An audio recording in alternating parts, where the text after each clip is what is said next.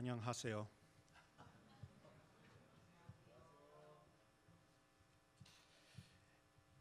It is my great pleasure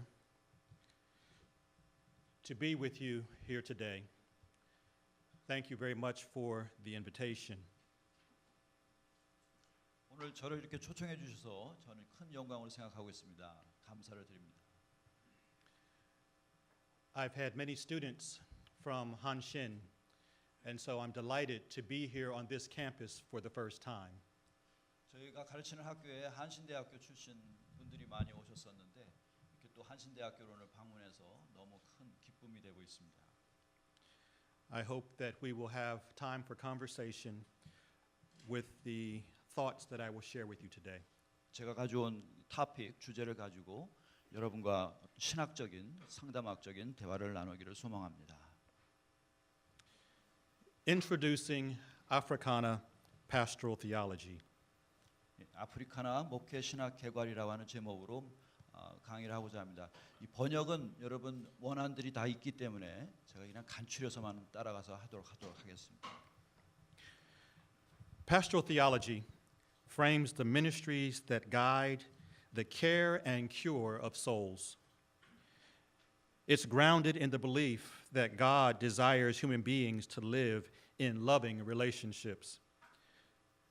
Typically divided into three distinctive practices of pastoral care, pastoral counseling, and pastoral psychotherapy, pastoral theology guides the reflections that inform that practices. Because pastoral care tends to be thought of as a practice that only acts when relationships are out of joint, much of pastoral care theory and praxis have been constructed to engage crisis.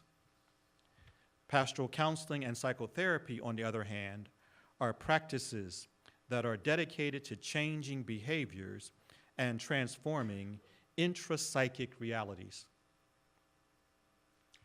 예, 목회신학은 영혼의 돌봄과 치유로 이끄는 그러한 사역들로 구조화되어 있는 것을 우리는 잘 알고 있습니다. 또한 목회신학은 하나님께서 우리에게 서로 사랑의 관계 속에서 함께 살아가라 그렇게 만드신 존재라는 것을 우리가 믿고 그 믿음의 기초를 갖고 있습니다.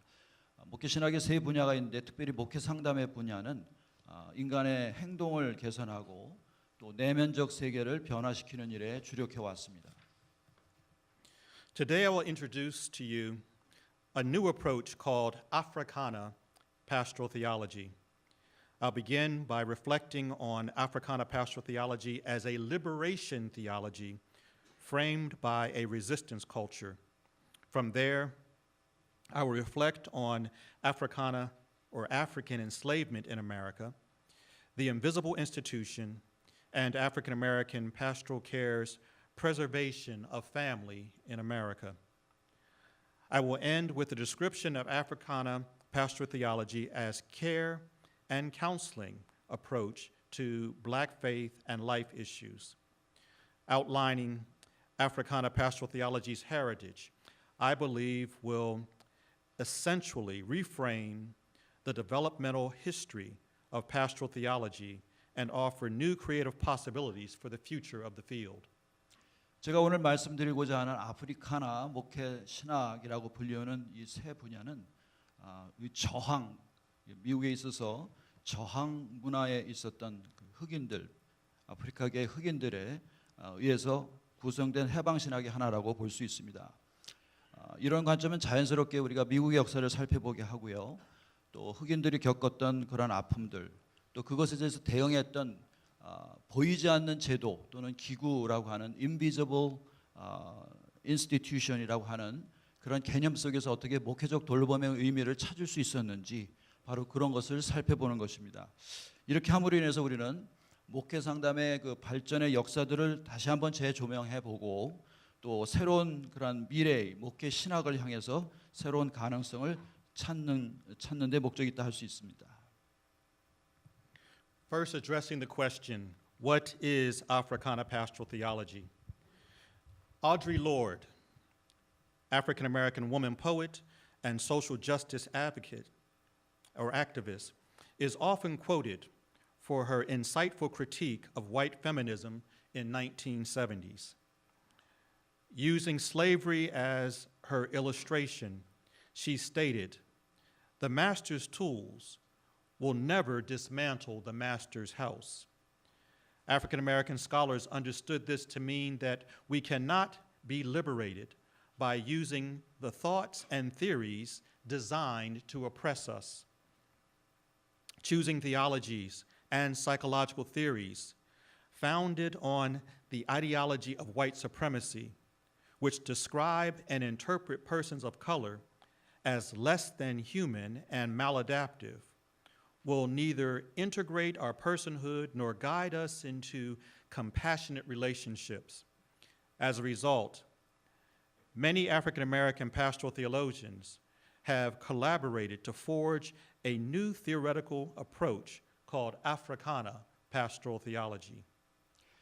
제가 말씀드리는 아프리카나 목회신학, 아프리카식 목회신학이라고 하는 것은 종전의 유럽 사람들 전통에서 이어졌던 그런 방식의 그런 신년 체계들을 넘어서서 기초하고 있습니다. 특별히 종전에 있었던 백인 우월주의에 기초했던 그 신학과 또 심리학적인 이론들을 넘어서서 아프리카계 미국인들이 겪었던 그러한 모든 상황을 조명해 보면서 특별히 인간 이하의 대접을 받았다든지 또는 사회에 부적합한 사람들로 묘사됐던 그런 것을 넘어서서 바로 흑인들이 신학을 이룰 수 있는 그 개념으로 통합될 수 있도록 그렇게 준비되어진 그러한 학문이라고 할 수가 있습니다. Historically, pastoral theology, dominated by Eurocentric concerns, has marginalized and muted racial and gendered voices. It's tended to emphasize idealized white theorists and theories as universally applicable regardless of culture or ethnic history. Believing in universality of theory is a problem because it ignores the culturally different. Africana pastoral theology does not ground itself in the idealization of universal thought. Neither is it an interpretation of European American pastoral theologies in order to make those theories useful within the African American community. 역사적으로 볼 때 목회신학은 주로 유럽 중심의 관심들로 이루어져 발전해 왔었는데요. 그 결과로 인종이나 성차별과 같은 그러한 이슈들에 대해서는 그러한 목소리에 대해서는 별로 관심을 기울이지 않았던 것이 사실입니다. 우리가 백인 이론가들의 그러한 이론들을 이상화할 필요는 없습니다. 또 그것을 보편화해서 받아들일 필요는 없습니다. 왜냐하면 그들이 보편화된 것을 주장한다 할지라도 그 이론들은 문화적 다양성을 고려하지 않고 발전해 온 것이었기 때문입니다. The term Africana connotes an interrogation of the lives of persons of African descent throughout the diaspora. Africana pastoral theology has its theoretical foundations in African indigenous religions and grounds itself in African and African American healing traditions and practices. Responding to the African American struggle for human dignity, Africana pastoral theology constantly asks and seeks to answer the theological question while working to preserve African American humanity. Consequently, it's an approach with origins distinct from white Western European interpretations of health and responds to the joys and sorrows of African Americans' lives, as well as the suffering imposed by white racism. 아프리카나 목회신학은 아프리카의 역사 안으로 깊이 들어감으로써 아프리카계 미국 흑인들을 위한 돌봄과 상담을 이론화하는 작업을 합니다. 아프리카나라고 하는 말 자체는 아프리카 사람들이 전 세계 디아스포라로 흩어져서 살아온 그런 후손들, 그들을 통해서 보여진 그 인격과 그들의 삶에 대한 그 질문을 담고 있습니다. 아프리카나 목회신학은 아프리카의 토속적인 종교 안에서 그 이론적인 근거를 찾으며 아프리카인들과 아프리카계 미국 흑인들의 치유적 전통과 실제 현장을 그 배경으로 삼습니다. 그리고 미국 내에서 살아갈 때 겪었던 그러한 쓰라린 아픔들, 그러한 것들에 대한 신정론적인 질문들을 제기하고 그것에 대한 대답을 찾는 학문이라고 할 수 있습니다. African American culture is the dynamic synthesis of an African past and a reinterpreted American experiential present. Remaining conscious of the influence of African culture in America is what shapes an Africana understanding. Africana pastoral theology is a liberation theology that has been developed by the synthesis of African healing traditions and African religions responding to the traumas inflicted upon persons of African descent by America. The story that marks America is a history of violence through massacres, chattel slavery, lynching riders, and the demoralizing segregation we experienced. African Americans have resisted annihilation through the creative resourcefulness of the Spirit. 아프리카계 미국 흑인 문화를 우리가 잠깐 보겠는데요. 그것은 아프리카에서 가져온 그 과거와 미국에서 경험한 경험적 현재를 담아내는 합성 개념이라고 할 수 있습니다. 아프리카나식의 이해는 아프리카에서 가져온 전통과 문화의 영향력을 가지고 미국 땅에서도 그것을 계속 의식화함으로써 만들어지는 것입니다. 그래서 미국 땅에서 아프리카 후손들이 어떠한 트라우마를 겪었는지 그리고 그것을 어떻게 적절하게 대응해 왔는지 그것을 살펴보면서 또 그 가운데 담겨진 아프리카의 전통과 아프리카의 종교적 도움들을 종합해 나가는 것이라고 할 수 있습니다. 사실 미국의 역사를 본다면 폭력의 역사라고 할 수 있죠. 그것은 인종에 대한 학살이라든지 가혹한 노예제도 또는 또 KKK와 같은 그런 밤 기사들에 대한 그런 밤 기사들의 그런 그 폭력들 그리고 반도덕적인 인종 분리 정책 등 이런 모든 그런 경험들 속에서 미국의 흑인들이 어떻게 영성의 창조적 자원화를 이룸으로 인해서 이것을 극복하고 자신의 존재와 그 의미들을 계속해서 지켜왔는지 그리고 어떻게 돌봄의 체계를 구축해 왔는지를 설명해 주는 것이라고 할 수 있습니다. African American culture is best understood as a resistance culture. Resistance for African Americans has meant more than survival. Resistance has represented a conscious choice to live as full human beings governed by the affectionate bonds of relationship. The African American psyche has negotiated the social milieu and constructed meaning to support the essence of who we have always known ourselves to be as divinely created beings, living within a context that historically distorted or denied African humanity. Persons of African descent have been determined to remain soulful human beings. 아프리카계 미국 흑인 문화는 저항의 문화라고 이렇게 표현할 수가 있겠습니다. 여기서 말하는 그 저항이라고 하는 것은 겨우 살아남기 위한 그러한 행위를 말하는 것이 아닙니다. 여기서 이 저항은 우리 아프리카계 미국인들이 완전한 인간으로서 살아가기 위한 그러한 의식적인 선택이라고 할 수가 있습니다.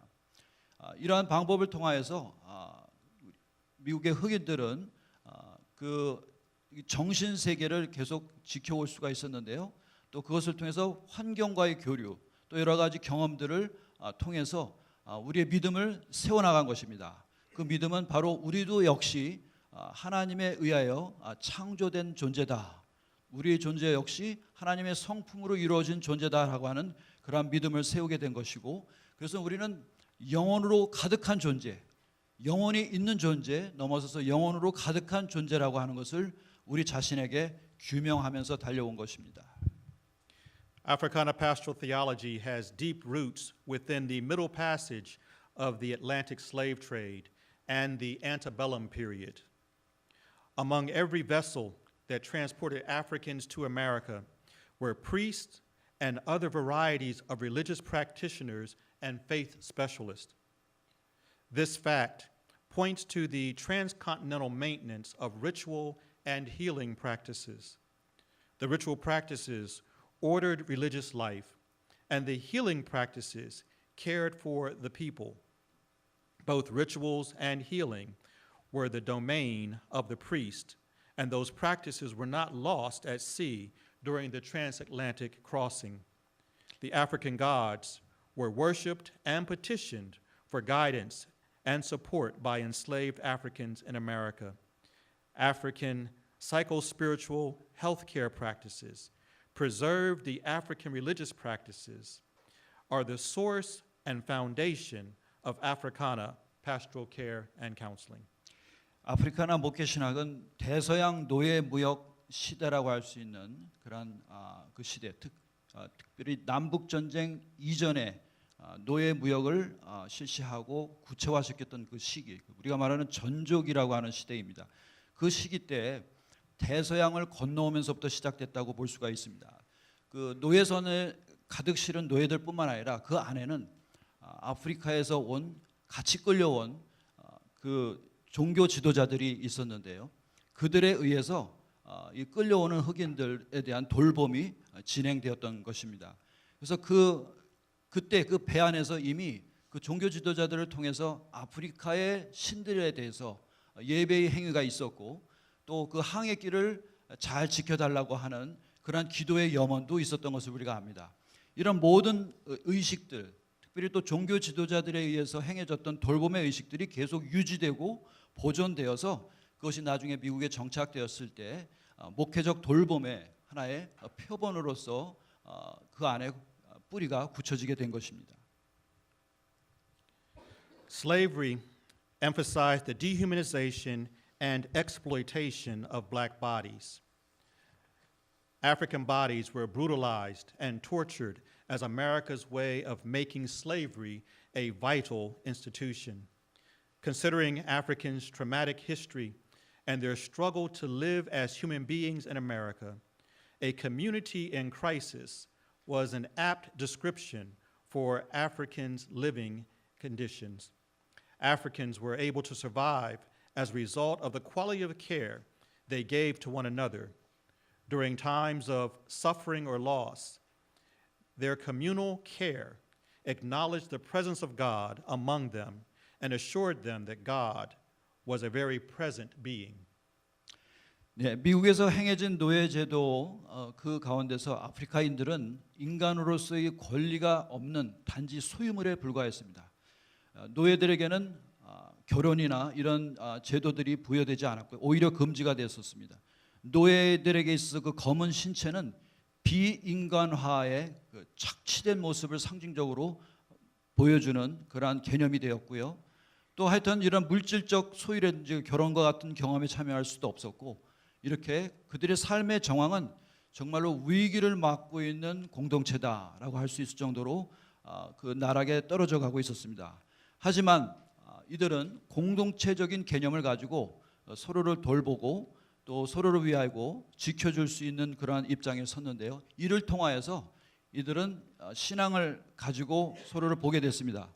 바로 우리와 함께 계시는 하나님이라고 하는 경험을 그들이 얻게 되었고, 그 가운데서 스스로 힘을 찾았던 것입니다.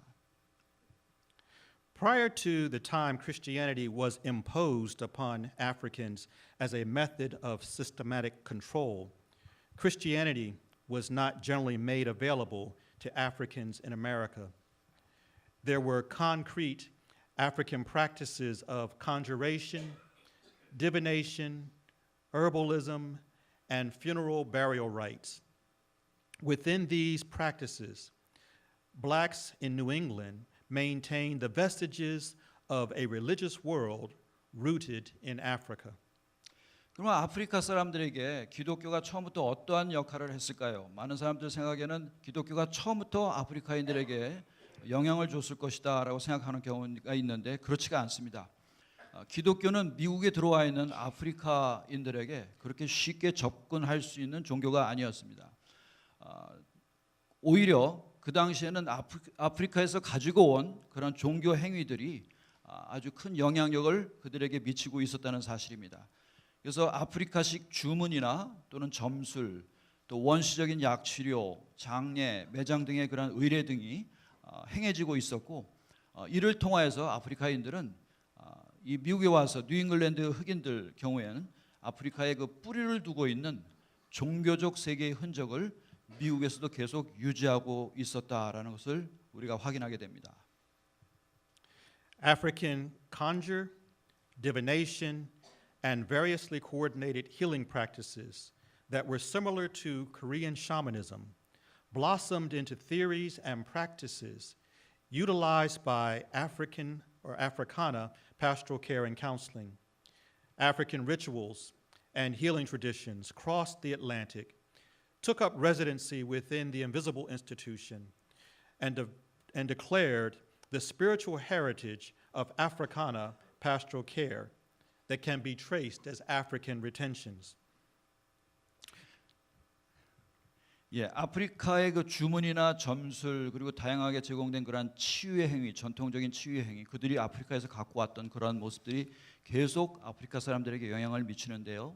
이는 마치 한국 문화에 있어서 어떤 무속 신앙, 무속적인 그런 전통, 그런 문화가 아직도 우리 기독교 세계에도 영향을 미치는 것과 같다고 우리가 볼 수가 있습니다. 이러한 행위들을 통해서 아프리카식 목회적 돌봄들이 구성되기 시작했는데, 이러한 모습들이 목회적 돌봄의 어떤 이론과 어떤 실제적인 그러한 모습이 됩니다. 이를 통해서 그 미국의 흑인들은 특별히 보이지 않는 제도, 보이지 않게 그들을 돌보아주고 세워주고 신앙적으로 이끌어주는 그 제도를 계속 유지하였고, 이를 통해서 그들이 공동체가 더욱더 결속되고 또 서로 회복의 사역을 할 수 있는 그러한 길을 열었던 것입니다. 아울러서 이를 통하여서 모든 사람들이, 백인들이 그들을 착취하고 그들의 인간성을 말살하려고 했지만은 흑인들은 인간으로서의 존엄성을 계속 지켜갈 수 있었던 것입니다. 그들을 인정하고 그들을 붙들어주는 이 보이지 않는 제도의 덕분이었다고 볼 수가 있습니다. The invisible institution, as an expression of African American resistance, preserved African religion and culture while confronting the horrors of living in America. The invisible institution was the enslaved Africans' secret worshiping community and sanctuary, providing shelter for African humanity and maintaining human relationships. It was an authentic expression of African and American religiosity that should not be interpreted solely as a reaction to being denied full fellowship within Christian churches in America. Black faith and life was hidden behind an epistemological veil that served as a screen upon which white supremacy projected inferiority.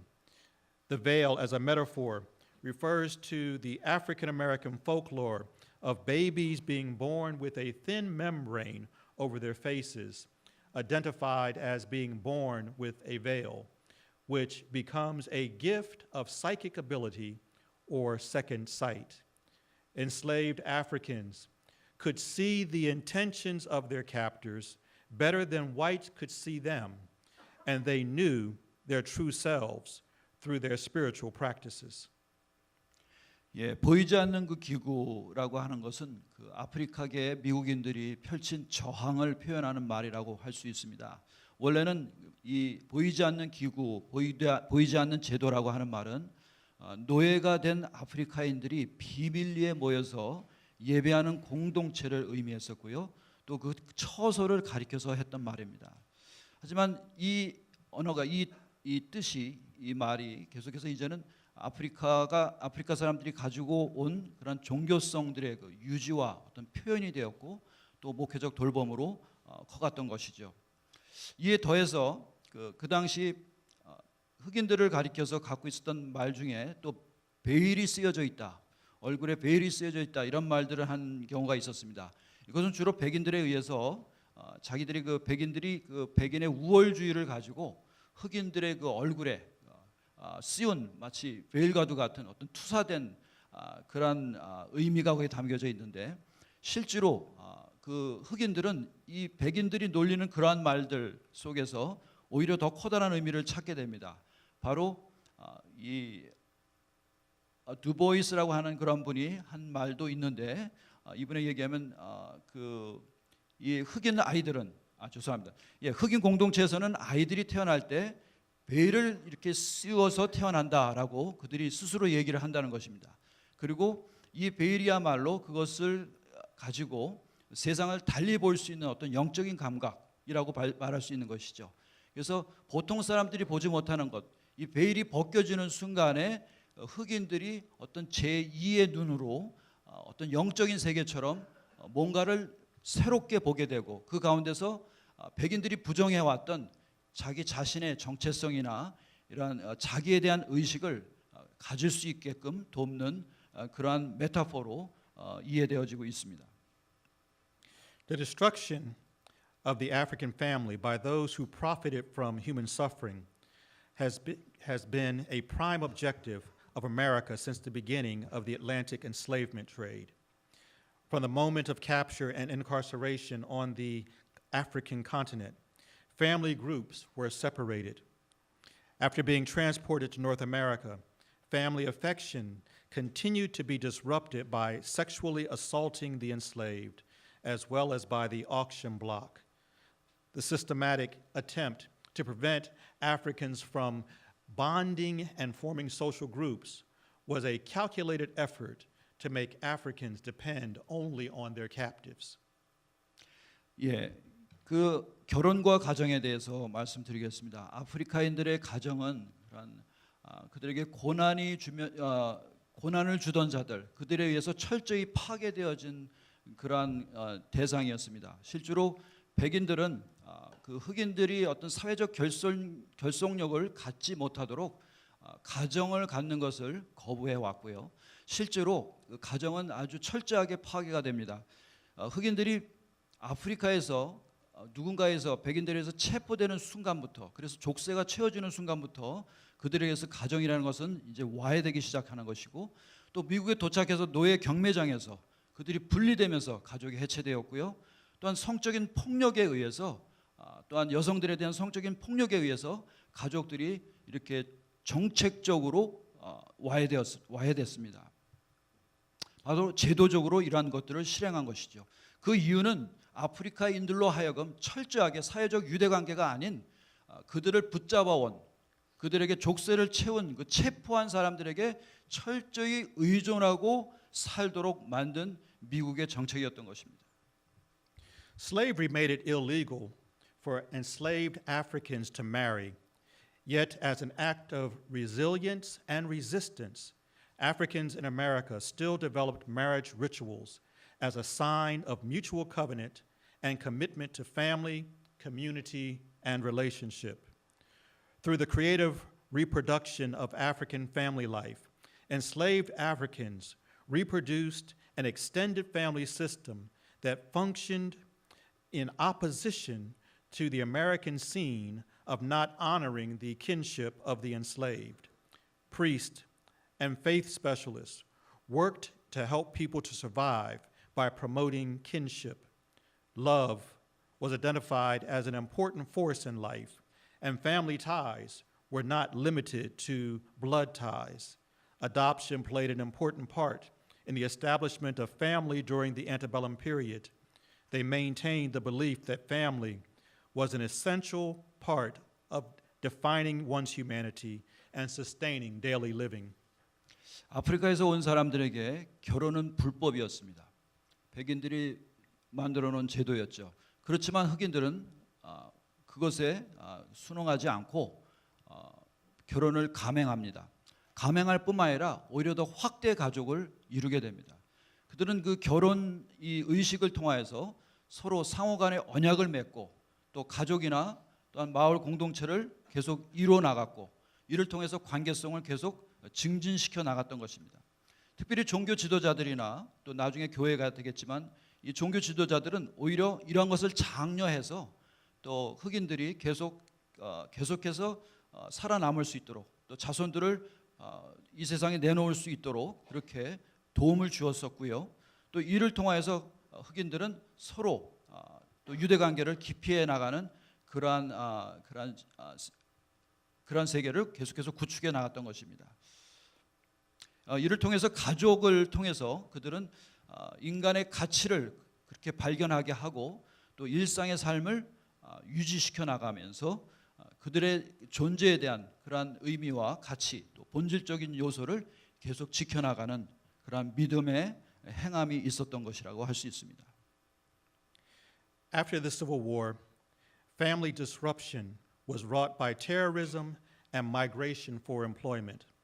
The lynching of African American men and the rape of African American women by European American men who justified themselves by saying they were defending their homes are prime examples of terrorism. During these dramatic and traumatic experiences, the invisible institution was reformed into the African American Christian Church. As a new source of community, the church became a vital reconnecting point for family and values and the extended family unit. The church helped to mitigate against the extreme suffering experienced within the community. Black suffering includes the traumas caused by individuals, institutional racism, homophobia, and sexism. Black suffering from a caste system that produces chronic economic problems and a culture of incarceration that criminalizes black people. The church helped to maintain esteem and dignity by supporting systems that encouraged relationality and human compassion. 노예제도로 인하여서 이렇게 시작된 그런 그 흑인들의 가족 와해 현상은 남북 전쟁이 끝난 이후에도 계속됩니다. 흑인들을 향해서 가해졌던 그러한 테러 행위들로 인해서 흑인들이 흩어져야 됐었고 또 직장을 찾아서 많은 흑인들이 남북으로 이동을 해야 됐기 때문에 계속해서 가정은 해체되고 있었습니다. 바로 이때에 이들을 또 규합해서 이들에게 힘을 넣었던 것이 바로 교회였다는 사실이죠. 교회가 새로운 그러한 보이지 않는 제도로서의 역할을 시작하는데요. 이 교회가 흑인들로 하여금 어떤 공동체 속에서의 그러한 가족이라고 하는 것을 지켜나가는 어떤 힘이 되었던 것입니다. 그래서 교회는 이 공동체를 구성하고 또 그러한 것들을 지켜나가면서 흑인들이 경험했던 그 뼈아픈 고난들, 그런 아픔들에 대해서 그것을 완화시켜주는 그런 역할을 했던 것입니다. 여러분 아시다시피 흑인들의 고통은 여러 가지 인종차별이라든지 또 성차별, 또 여러 가지 트라우마 이런 모든 것들을 포함하고 있는 것입니다. 또한 경제 문제로 신음하는 것, 또 여러 가지 문화적으로 차별받는 것 모든 것을 포함할 수 있다고 할 수가 있죠. 바로 이때 흑인 교회는 사람들 간의 상호 관계성을 강조하고 또 사람들 간의 그런 사랑, 박애의 정신을 장려함으로 인해서 흑인들이 스스로 자존감을 지키고 위엄을 가질 수 있도록 도왔던 것입니다. Africana pastoral theology promotes a liberating praxis that stresses embodiment and mutuality. It remains concerned about community revitalization and loving one's neighbor. Africana pastoral theology seeks to improve the quality of life for neighborhoods and members of the worshiping community through communality. As a principle, communality declares the welfare of humanity to be every person's responsibility. When tragedy befalls people, the members of the community must fulfill their ritual responsibilities for everyone to be able to move beyond the tragedy. The interdependent nature of all things means attention is given to everything and everyone in the community. 네, 아프리카나 목회신학 안에는 바로 그 해방의 프락시스가 그 해방의 어떤 실천적인 그런 행위들이 단순한 개념으로서가 아니라 몸으로 체현되어진 그러한 모습이 있다는 것을 우리가 알게 됩니다. 흑인들의 고난과 아픔을 통해서 체험하고 극복했던 그런 모습이라고 할 수가 있겠죠. 또한 아프리카나 목회 신학 안에는 인간 상호 관계성, 상호성, 뮤추얼리티라고 하는 그 상호성의 기초에서 모든 것들이 이루어진 것을 알게 됩니다. 바로 이런 것에 의해서 가정이나 또한 이웃과의 공동체적인 삶의 그러한 질을 높이게 되었던 것이고요. 또한 이러한 것은 예배 공동체도 또 예배 공동체 안에서도 발견되어지기 때문에 또 서로 예배를 통하여서 또 신앙을 통하여서 함께 나아가는 그러한 작업을 했던 것이라고 볼 수 있습니다. 아주 특색 있는 것은 여기서 나오는 그 커뮤니티라고 하는 공동체성 이런 것들이 흑인들로 하여금 서로를 돕고 어떤 비극에 처했던지 간에 그것을 함께 극복해 나올 수 있도록 서로 도와야 한다는 것, 그렇게 도와나가 상호 의존적인 특성을 강조하면서 함께 살아갈 수 있도록 그렇게 주의력을 기울이면서 사회 정의를 향해서 달려나갔던 것입니다. As the history of pastoral care suggests, pastoral theologians are generally concerned about people who suffer from the pains and loss and traditional crises. Yet, the European American tradition of pastoral care has tended to selectively address the traumatic bondage of systemic evils.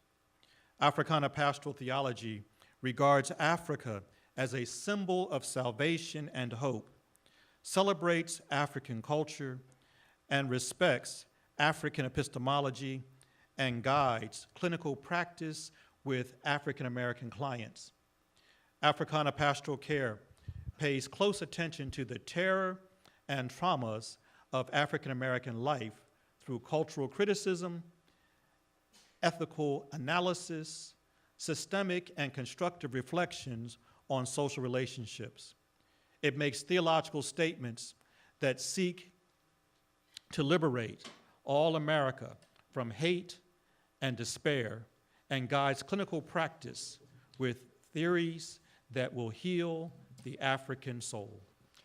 네, 목회적 돌봄의 역사가 말해주듯이 목회 신학자들은 그 상실의 아픔과 삶의 전환기에 처해 있는 사람들에게 큰 관심이 있습니다. 그런데 유럽계 미국인들이 전통적으로 가르쳐왔던 그러한 목회적 돌봄은 사실 제도적인 악에 대해서 또 제도적인 악이 가져오는 트라우마에 대해서 그저 선별적으로만 주의를 기울였을 뿐입니다. 그렇지만 아프리카나 목회 신학은 그렇게 지금까지 포함되지 못했던 주변으로다가 소외됐던 그런 개념이라고 할 수 있죠. 아프리카 사람들 자신들이 가지고 온 그런 문화적인 세계와 전통적인 맥락들 이런 것들을 오히려 구원과 희망의 상징으로 안으로 포함시키고 또 그 가운데서 아프리카식 문화의 장점을 기억하며 또 아프리카 사람들이 갖고 있는 어떤 그런 인식론적인 그런 방법들 또한 세상을 바라보는 인식들 그런 것들을 스스로 존귀하게 여기면서 자신들이 처한 그런 모든 과제들을 담당했던 것입니다. 그래서 임상적인 실제를 할든지 모든 그런 상황들에 대해서 아프리카나 목회 신학은 목회적 돌봄을 그러한 방식으로 종전의 전통적인 그러한 신학이 하지 못했던 것을 포함했는데요. 이를 통해서 그들은 어떤 문화 비판적인 시각이라든지 윤리적 분석이라든지 또는 제도적이고 건설적인 그런 사고를 구축하면서 이러한 신학적인 작업을 해왔던 것입니다. 아프리카계 사람들의 바로 영혼을 치유할 수 있는 그러한 이론을 구축해서 그 임상적 실제가 잘 이루어질 수 있도록 그렇게 시도한 신학적 논설의 작업이라고 할 수 있습니다.